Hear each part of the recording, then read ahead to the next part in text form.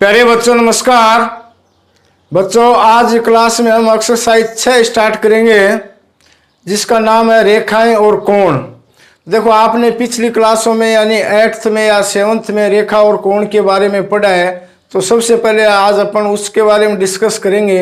ये जो रेखा और जो कोण है इसका जो कॉन्सेप्ट है वो क्लियर करेंगे। अब देखो ये जो एक्सरसाइज 6 है ये इसी के ऊपर आधारित है। आज का अपन जो क्लास अपन स्टार्ट कर रहे हैं वो रेखा और कोण के बारे में अपन विस्तार से पढ़ेंगे। अब देखो जिस प्रकार से 6.1 6.2 है वो इसी बेस के ऊपर आधारित है, तो आज की क्लास है वो अपनी बहुत ही खास रहेगी, आप उसको ध्यान से समझना। अब देखो सबसे पहले रेखाएं क्या होती है अपन उसके बारे में पढ़ते हैं। जैसे मान लो कोई भी दो बिंदु है, एक बिंदु ये हो गया और एक बिंदु ये हो गया। अब देखो इन दोनों बिंदुओं के बीच में इस प्रकार से अनंत बिंदु होते हैं। दो बिंदुओं के बीच में क्या है, अनंत बिंदु होते हैं। तो इन दो बिंदुओं को इस प्रकार से अपन मिलाते हुए चलेंगे और मिलाने से जो दोनों ओर इस प्रकार से अनंत की ओर अग्रसर हो तो इस प्रकार की जो आकृति बनती है उस आकृति को हम क्या बोलते हैं, रेखा बोलते हैं।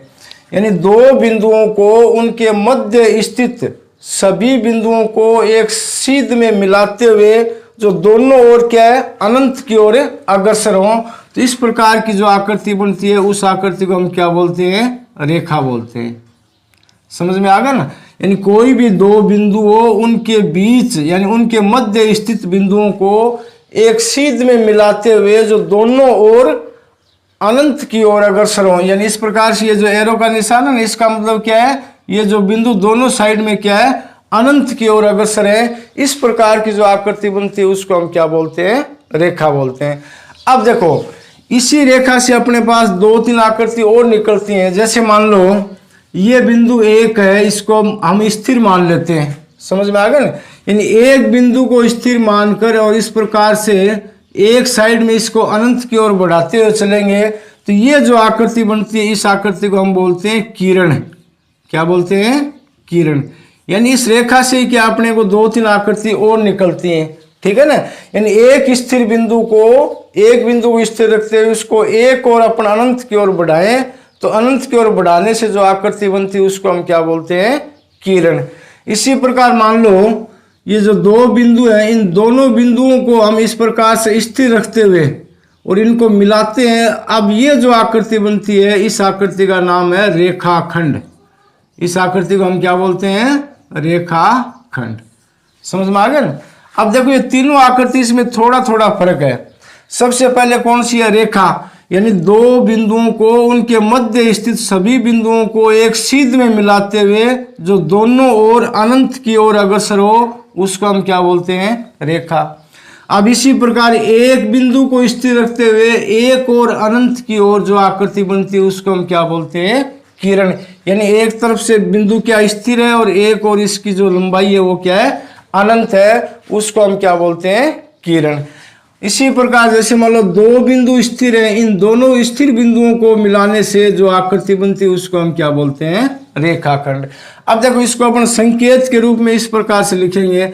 जैसे मान लो ये जो दो बिंदु है ए और बी, इसी प्रकार इसमें भी ये बिंदु क्या है, ए और बी, और इसी प्रकार इसमें बिंदु ये क्या है, ए और बी। तो इसको अपन संकेत के रूप में किस प्रकार से लिखेंगे। अब देखो रेखा को संकेत के रूप में इस प्रकार से लिखेंगे, ए बी लिख के और उसके ऊपर इस प्रकार से दोनों तरफ से एरो का निशान लगा देंगे। इसका मतलब क्या है, ये जो आकृति ये दोनों तरफ क्या है, अनंत की ओर अग्रसर है, यानी इसकी जो लंबाई है वो क्या है, असीमित है। और किरण को अपन किस प्रकार से व्यक्त करेंगे। जैसे मान लो ये ए बी किरण है, इसको इस प्रकार से लिखेंगे, ए बी के उस एक और एरो का निशान लगा देंगे। इसका मतलब ये इस साइड में इसका बिंदु क्या स्थिर है और ये इस साइड में क्या अनंत की ओर अग्रसर है, तो इसको अपन क्या बोलते हैं, किरण। अब रेखाखंड में क्या है, दोनों स्थिर बिंदु हैं, यानी उनके बीच में उन दोनों स्थिर बिंदुओं को बीच वाले पार्ट को मिलाने से जो आकृति बनती है उसको अपन क्या बोलते हैं, रेखाखंड। तो रेखाखंड को हम इस प्रकार से दर्शाएंगे, यानी इसके दो अंत बिंदु होते हैं। समझ में आ गए। यानी दो बिंदु क्या होते हैं, फिक्स होते हैं। उन दो फिक्स बिंदुओं मिलाने से जो आकृति बनती है उसको अपन क्या बोलते हैं, रेखाखंड। तो सबसे पहले ये तीन चीजें आपको समझ में आ गई होगी। भी रेखा क्या होता है, किरण क्या होता है और रेखा खंड क्या होता है। इनमें देखो बिल्कुल थोड़ा थोड़ा सा डिफरेंस है। रेखा जिसकी लंबाई दोनों ओर क्या होती है, अनंत। किरण क्या होती है, जिसकी लंबाई एक और अनंत होती है और एक और बिंदु क्या होता है, स्थिर होता है या निश्चित होता है। उसके बाद में रेखाखंड क्या है, जो दोनों ओर बिंदु क्या होते हैं, निश्चित होते हैं। निश्चित बिंदुओं को मिलाने से जो आकृति बनती है उसको अपन क्या बोलते हैं, रेखाखंड बोलते हैं। अब देखो इसके बाद में अपन पढ़ेंगे कोण। कोण क्या होता है, जैसे मान लो ये आपके पास एक बिंदु है, ठीक है। अब इस बिंदु से एक किरण ये इस प्रकार से निकल रही है और इसी प्रकार दूसरी किरण ये इस प्रकार से निकल रही है। इस बिंदु को अपन मान लेते हैं ओ। समझ में आ गया ना, इस बिंदु को क्या मान लेते हैं, ओ। एक किरण ये इसका नाम दे दिया ओ और ए, दूसरी किरण ये इसका नाम दे दिया ओ और बी। यानी एक ही बिंदु से जब दो किरणें इस प्रकार से निकलने से जो आकृति बनती है उस आकृति को हम क्या बोलते हैं, कोण बोलते हैं।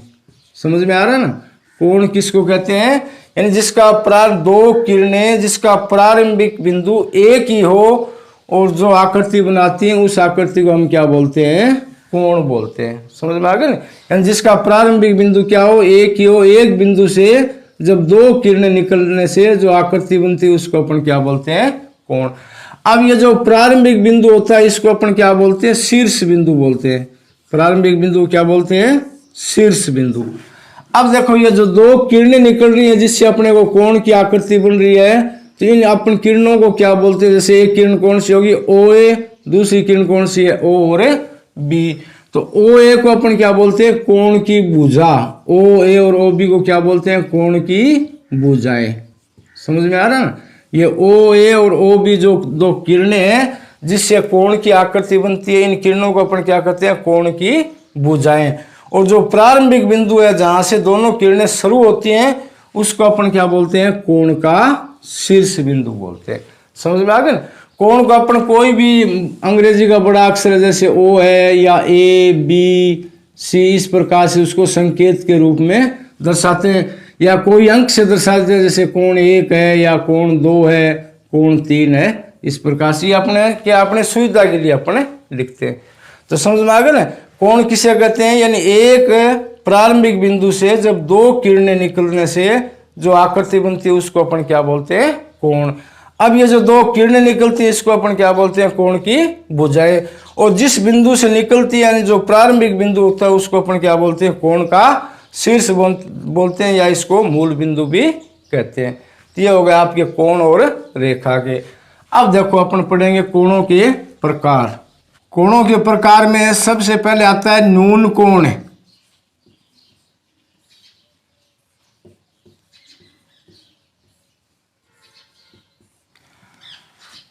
अब देखो ये जो न्यून कोण है, समकोण है, अधिक कोण है, ऋजु कोण है, इन सब के बारे में आपने पिछली क्लासों में पढ़ा है। मैं एक बार फिर से आपको रिपीट कर देता हूं, आप ध्यान से समझना भी इन कोणों की आकृति किस प्रकार से बनती है, वो बात सबसे ज्यादा इंपॉर्टेंट है।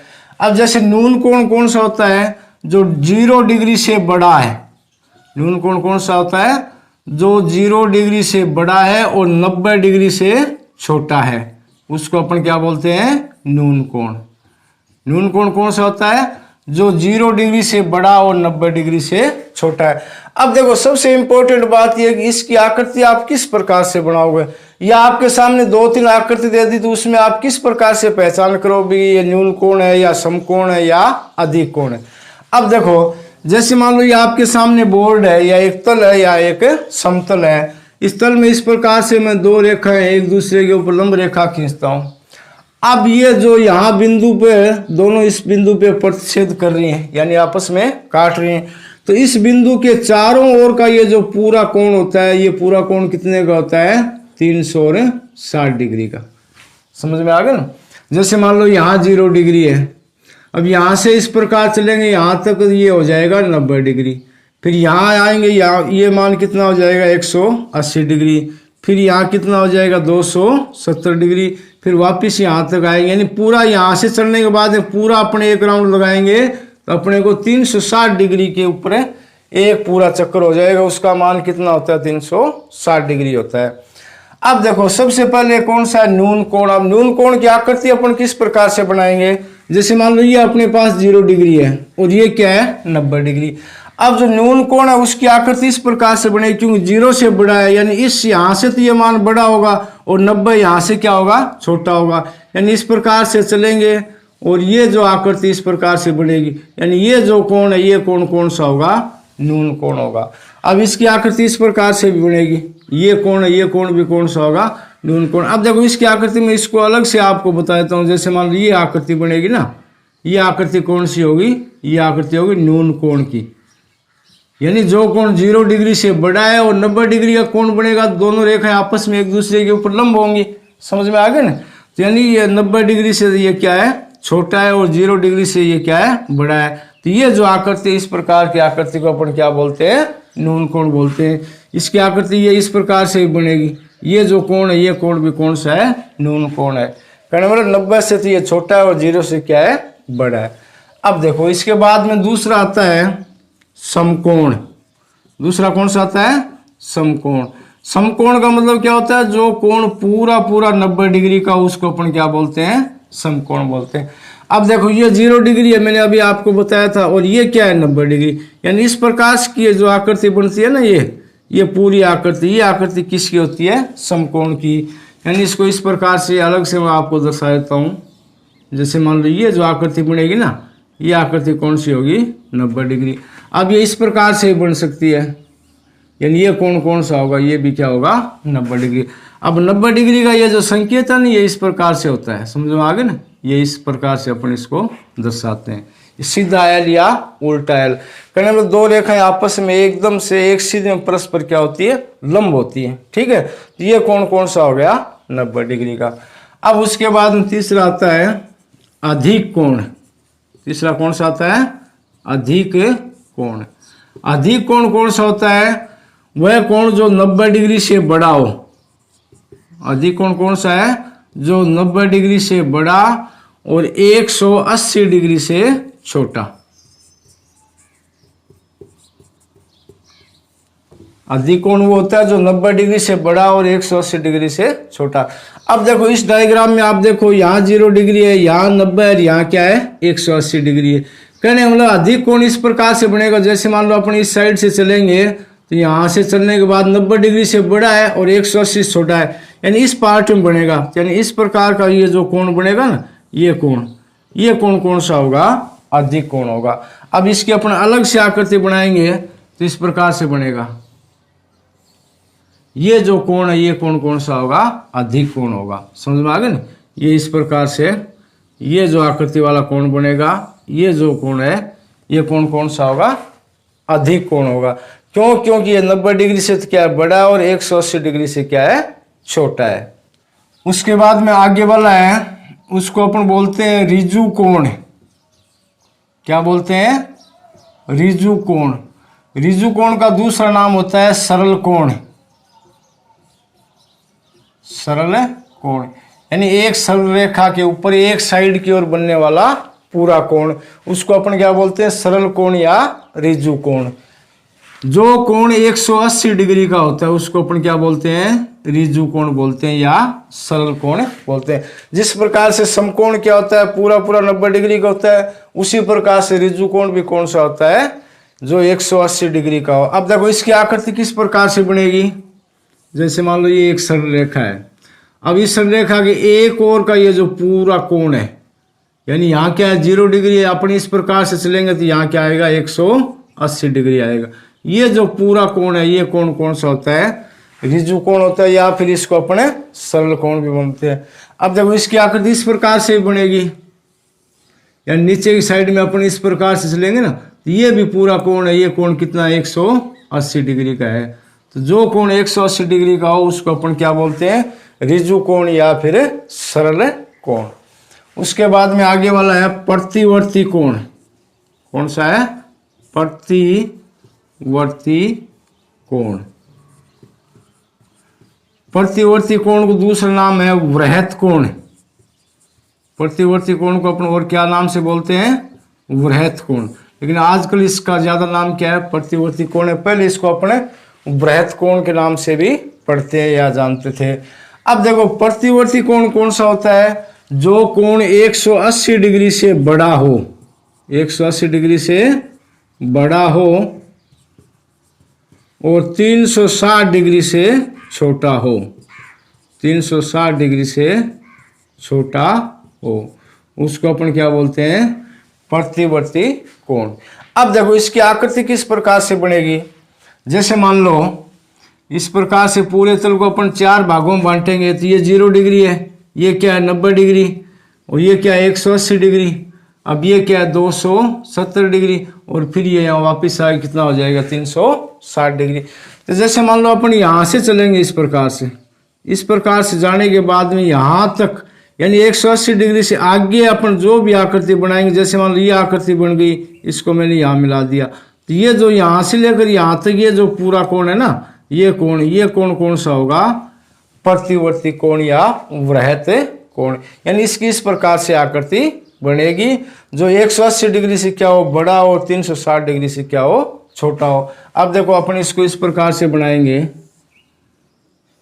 अब जैसे जब मतलब अपन यहाँ से चले इस प्रकार से, ये जो पूरा कोण है, ये पूरा कोण क्या है? ये जो आकृति, ये आकृति किसकी है? प्रतिवर्ती कोण की है, क्योंकि इसका मान क्या है? 180 डिग्री से बड़ा है और 360 से छोटा है। अब देखो अपन इसको अपन यहाँ पूरा इस प्रकार से मिला देंगे तो ये कोण तो पूरा बन जाएगा 360 डिग्री का। कहने मतलब ये इतनी अपने को पार्ट रखना पड़ेगा, उससे पहले का जो कोण बनेगा उसको अपन क्या बोलते हैं? प्रतिवर्ती कोण या वृहत कोण। अब उसके बाद में आता है अपने पास आसन कोण। अब इसको आप ध्यान से समझो, ये चीज सबसे इंपॉर्टेंट चीज है, आसन कोण और कोणों का रेखीय युग्म। अब इन दोनों का क्या है? इस चैप्टर में सबसे ज्यादा उल्लेख किया गया है। तो सबसे पहले आप समझो आसन कोण क्या होता है। आसन कोण क्या होता है? पहली बात तो जिसका शीर्ष उभयनिष्ठ हो, शीर्ष उभयनिष्ठ हो, पहली बात। दूसरी बात क्या होती है उसमें? एक भुजा उभयनिष्ठ हो, एक भुजा उभयनिष्ठ हो। उभयनिष्ठ का मतलब क्या होता है? कॉमन, जो दोनों में एक जैसी हो। तीसरी बात, दोनों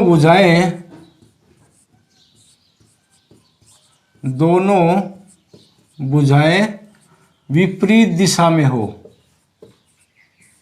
विपरीत दिशा में हो। अब देखो आसन कोण में ये 3 बातें हैं। पहली कौन सी है? जिसका शीर्ष क्या हो? उभयनिष्ठ हो। दूसरी जिसमें एक भुजा उभयनिष्ठ हो, और तीसरी क्या है? दोनों भुजाएं विपरीत दिशा में हो। अब देखो अपन इसकी इस प्रकार से मैं आकृति बनाता हूं आपके सामने।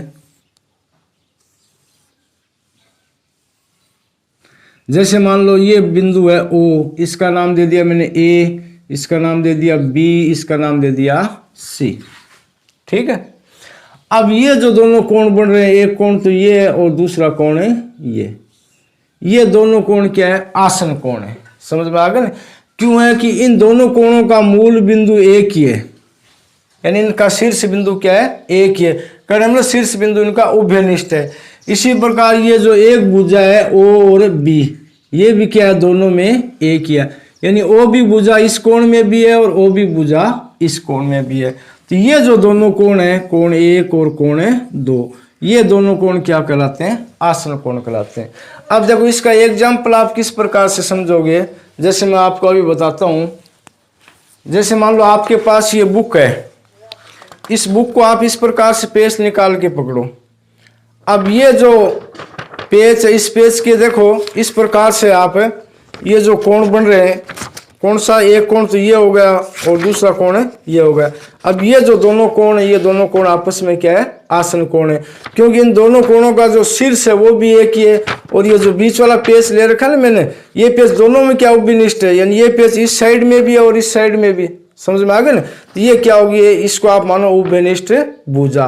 तो कहने मतलब जिसमें एक भुजा क्या हो? उभयनिष्ठ हो, दोनों का शीर्ष क्या हो? एक ही हो। उसके बाद में जो बाकी 2 भुजाएं वो क्या है? अलग अलग हो, विपरीत हो। अब देखो इससे आगे वाला पेज है ये इस साइड में, और इससे पीछे वाला पेज है ये क्या है? इस साइड में, यानी दोनों जो पेज हैं वो विपरीत साइड में। करें दोनों भुजाएं क्या हो? विपरीत दिशा में हो, तो इस प्रकार के जो कोण बनते हैं उसको अपन क्या बोलते हैं, आसन कोण।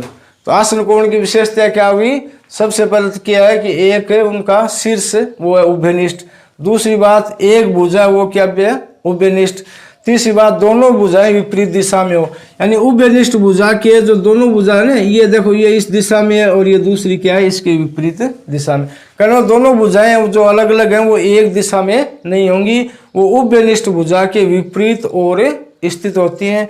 तो इस प्रकार के ये जो कोण बनते हैं इन कोणों को अपन क्या बोलते हैं, आसन कोण। आसन कोण आपस में क्या होते हैं, संपूरक होते हैं, इस बात का आप विशेष ध्यान रखना। आसन कोण आपस में क्या होते हैं, संपूरक होते हैं। संपूरक का मतलब उन दोनों कोणों का जो योग है वो 180 डिग्री के बराबर होता है। अब देखो उसके बाद में कोणों का रेखिक युग्म। अब आपके सामने ये डायग्राम है, ये दोनों के आपस में आसन कोण है। अब ये जो भुजा कौन सी है ओ और सी, इसको अपन यहां से हटा देते हैं, यानी इसको मैं इस प्रकार से यहां से हटा देता हूं और हटा के इसको इस प्रकार से मैं एक सरल रेखा के रूप में इधर इसको खींच दिया। समझ में आ गया? यानी जो विपरीत भुजाएं उस भुजा को इस प्रकार से एक सरल रेखा के रूप में खींच दिया। अब ये जो दोनों कोण बन रहे हैं इन दोनों कोणों को हम क्या बोलते हैं, रेखिक युग्म बोलते हैं। इन दोनों कोणों को क्या बोलते हैं, कोणों का रेखिक युग्म।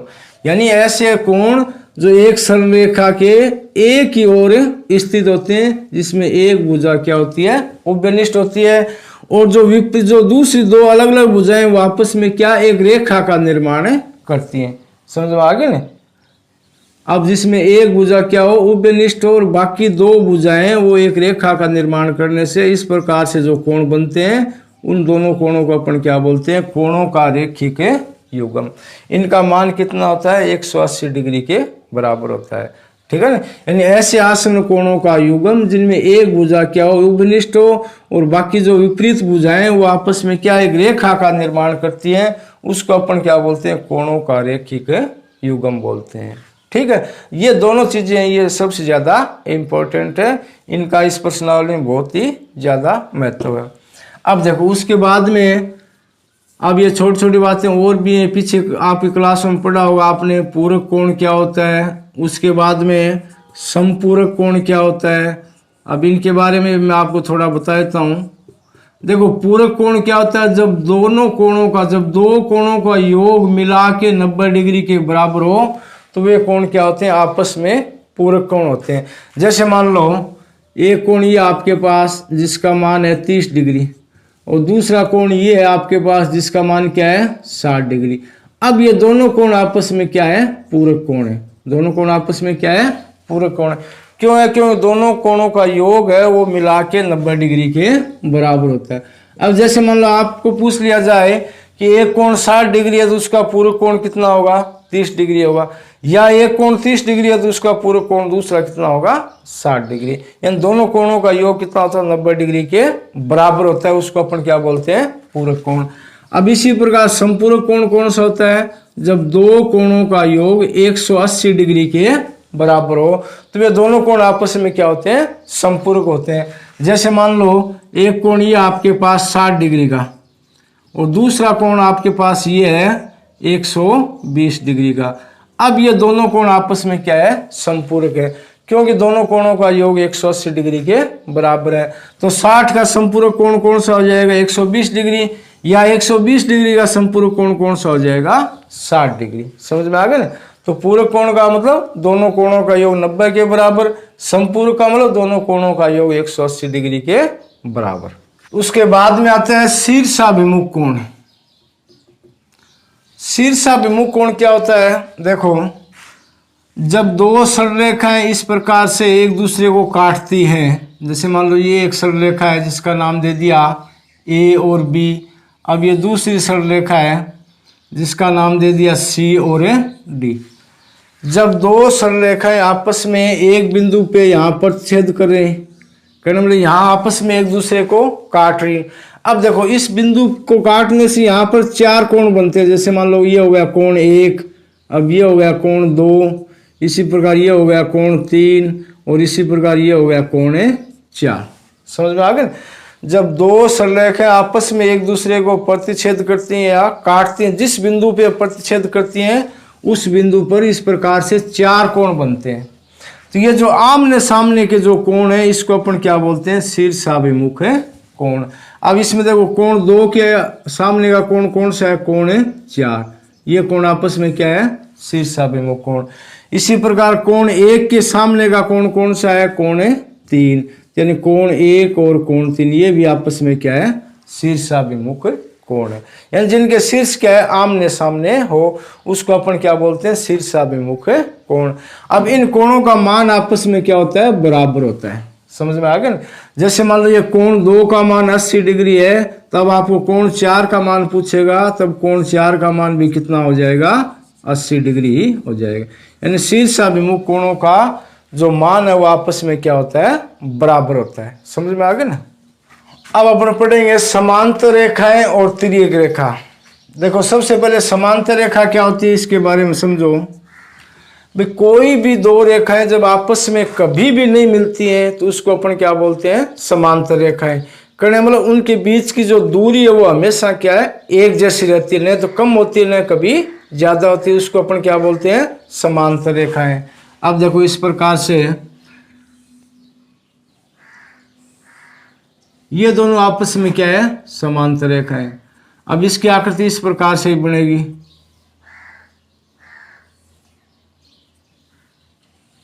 या इसकी आकृति इस प्रकार से बनेगी। समझ में आ गया ना। ये आपस में क्या है, समांतर है, क्योंकि इनके बीच की ये जो दूरी है ना, ये जो गैप है, ये गैप हमेशा क्या रहता है, एक जैसा रहता है। जैसे आपने रेल की पटरियां देखी होगी, जहां से रेल स्टार्ट होती है वहां से लेकर जहां वो ट्रेन रुकेगी, उन जो पटरियों के बीच की दूरी वो हमेशा क्या है, एक जैसी रहेगी, कभी भी कम या ज्यादा नहीं होगी। तो ऐसी सरल रेखाओं को अपन क्या बोलते हैं, समांतर रेखाएं। यानी जिनके बीच की दूरी हमेशा क्या होती है, एक जैसी रहती है। उसके बाद तिर्यक रेखा क्या होती है, जब दो समांतर रेखाओं को एक आड़ी रेखा यानी अलग अलग बिंदुओं पर इसको काटती है, तो ये जो आड़ी रेखा है इसको अपन क्या बोलते हैं, तिर्यक रेखा बोलते हैं। इसको अपन क्या बोलते हैं, तिर्यक रेखा। अब देखो जब समांतर रेखाओं को एक तिर्यक रेखा काटती है तो अनेक प्रकार के कोण बनते हैं। उन कोणों को अपन किस नाम से पहचानेंगे वो समझो, ये सबसे इंपॉर्टेंट है। तो इसमें पहला आता है संगत कोण। पहला कौन सा आता है, संगत कोण। अब देखो जैसे नाम से स्पष्ट है, संगत का मतलब भी एक जैसी संगत वाले, ठीक है ना। संगत कोण का मतलब क्या, जिसकी संगत एक जैसी हो, उन कोणों को अपन क्या बोलते हैं, संगत कोण बोलते हैं। अब इसमें आप अंग्रेजी का जो अक्षर एफ है, इस एफ का है ना, इसको अपन थोड़ा सा ध्यान रखेंगे। इन एफ की आकृति के हिसाब से जो कोण बनेंगे ना, उसको अपन क्या बोलते हैं, संगत कोण बोलते हैं। अब जैसे मान लो एक सरलरेखा ये है जिसका नाम है ए बी, दूसरी सरलरेखा ये है जिसका नाम है सी और डी। अब इसको एक ये तिर्यक रेखा मान लो एम और एन है, ये इस प्रकार से इसको दो अलग अलग बिंदुओं पर काट रही है, यानी प्रतिच्छेद कर रही है। तो अब देखो इस बिंदु पे ये प्रतिच्छेद कर रही है, तो इस बिंदु पे इस प्रकार से ये 1 2 3 और 4 कोण बनेंगे। इसी प्रकार इस बिंदु पे ये 1 2 3 और 4 कोण बनेंगे। अब इन कोणों का अपन क्या क्या नाम देंगे, किस प्रकार से समझेंगे वो देखो। जैसे मान लो ये आपके पास ये है कोण 1, ये है कोण 2, ये है कोण 3 और ये कोण क्या है 4। इसी प्रकार ये कोण 5, ये कोण 6, ये कोण 7 और ये कोण क्या है 8। अपन ने इसका नाम दे दिया, ठीक है। अब इसमें अपन देखेंगे संगत कोण कौन सा है। अब देखो ये दो सरलरेखाएं समांतर रेखाएं ए बी और सी डी, इनको एम एन एक काट रही है तिर्यक रेखा, तो ये इस बिंदु पे काट रही है। अब इस बिंदु पे ये जो कोण 1 है, इसी प्रकार ये जो दूसरी समांतर रेखा है इसके ऊपर वाला ये कोण 5 है। अब ये दोनों कोण आपस में क्या है, संगत कोण है, यानी इनकी संगत क्या है, दोनों की एक जैसी है। ये जो कोण 1 है ये भी क्या है, इस रेखा के ऊपर की ओर स्थित है। ये कोण 5 ये भी क्या है, इस रेखा के ऊपर की ओर स्थित है। यानी कोण 1 और कोण 5 ये आपस में क्या है, संगत कोण है। अब इसी प्रकार देखो दूसरा ये जो कोण 4 है ये इस पहली रेखा के नीचे की ओर स्थित है, और ये जो कोण 8 है ये भी क्या है, इस तिर्यक रेखा के एक ही ओर है और इस समांतर रेखा के नीचे स्थित है। इसका मतलब कोण 4 और कोण 8 इन दोनों की भी संगत है एक जैसी है। ये भी आपस में क्या है, संगत कोण, यानी कोण 4 और कोण 8 ये क्या हो गए, संगत कोण।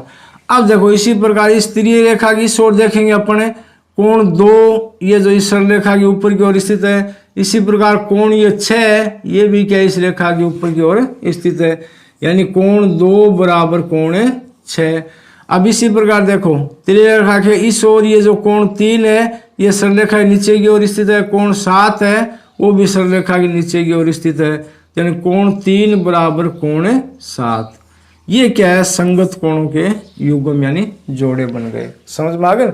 अब देखो इसको अपन इस प्रकार से आप मिलान करो। अब जैसे मान लो इसको मैं इस प्रकार से गहरा कर देता हूं।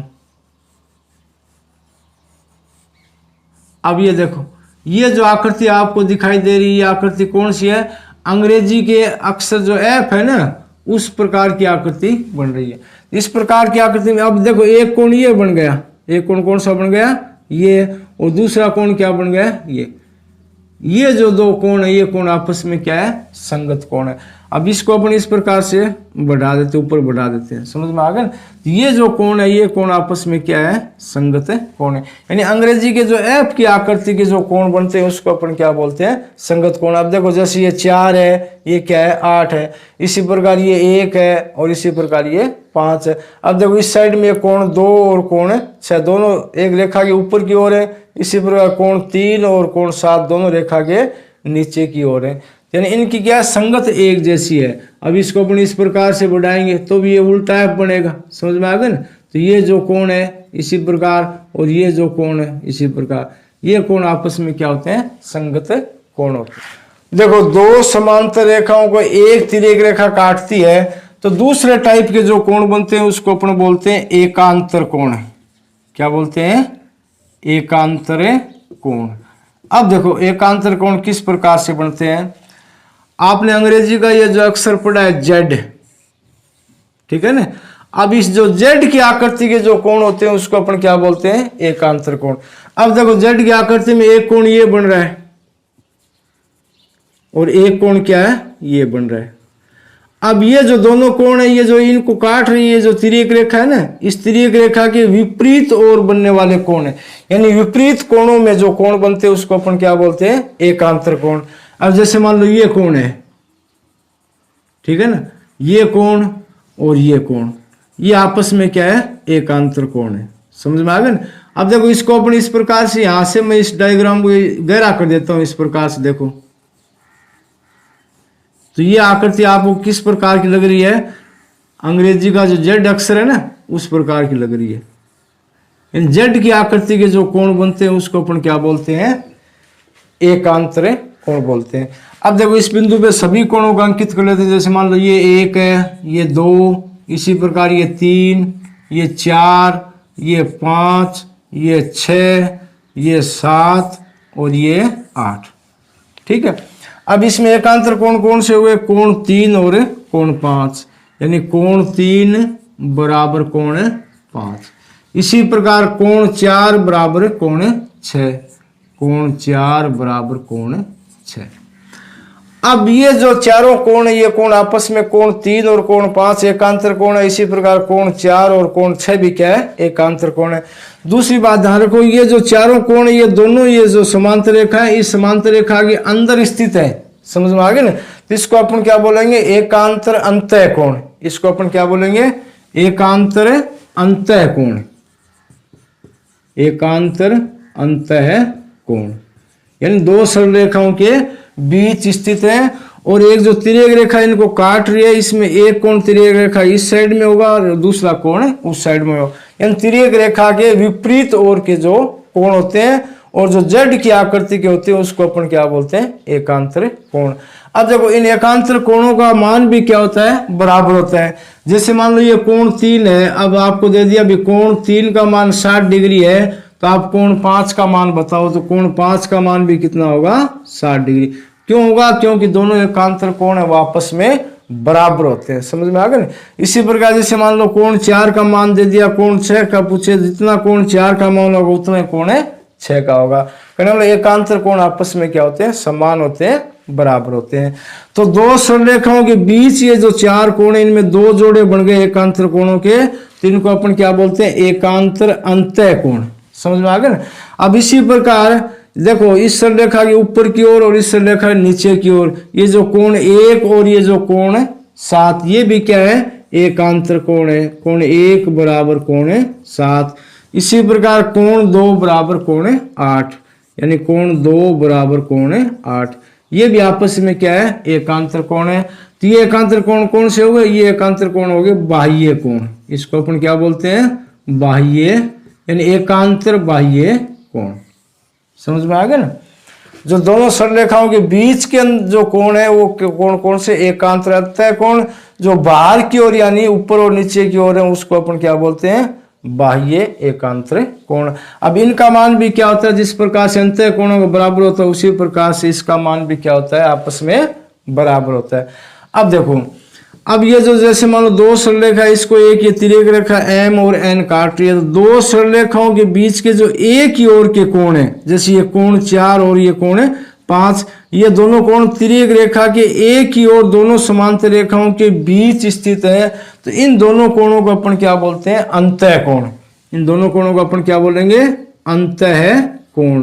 जो तिर्यक रेखा के एक ही ओर स्थित हो और दोनों समांतर रेखाओं के मध्य स्थित है उसको अपन क्या बोलते हैं? अंतः कोण। यानी कोण 4 और कोण 5 क्या होते हैं? अंतः कोण। इन दोनों अंतः कोणों का योग जो है वो 180 डिग्री के बराबर होता है। समझ में आ गया?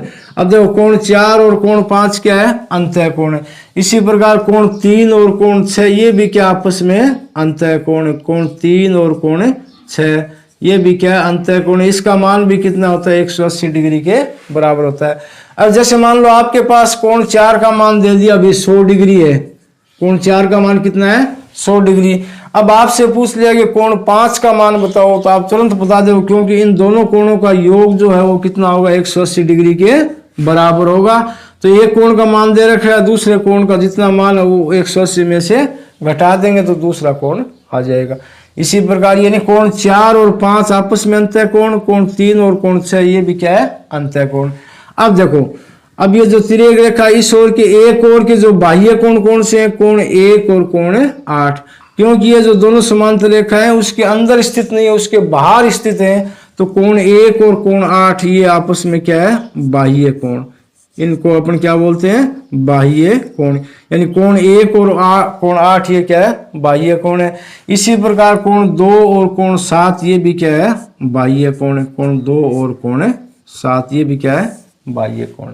समझ में आ गया ना? तो देखो, जब 2 सरल रेखाओं को या 2 समांतर रेखाओं को एक तिर्यक रेखा काटती है तो इस प्रकार से जो कोण बनते हैं उन कोणों में सबसे पहले क्या आता है? संगत कोण, और उसके बाद में एकांतर कोण। संगत कोण कौन से होते हैं? जो अंग्रेजी के अक्षर एफ है ना उस हिसाब के जो कोण बनते हैं उसको अपन क्या बोलते हैं? संगत कोण, यानी उनकी संगत एक जैसी होती है। दूसरे कोण से एकांतर कोण। एकांतर कोण कौन से होते हैं? जो अंग्रेजी का अक्षर जेड है ना, जेड की आकृति के जो कोण बनते हैं उसको अपन क्या बोलते हैं? एकांतर कोण। और ये जो संगत कोण और एकांतर कोण इनका मान जब दोनों रेखाएं समांतर हो तो इनका मान क्या होता है? बराबर होता है। तो इस प्रकार से आज अपन रेखा और कोण के बारे में मैंने आपको डिटेल से समझाया। उम्मीद है कि आपको अच्छे समझ में आ गया होगा। अब आगे वाला चैप्टर है जो एक्सरसाइज 6.1 है वो अपन आगे वाली क्लास में करेंगे। तब तक के लिए नमस्कार, धन्यवाद।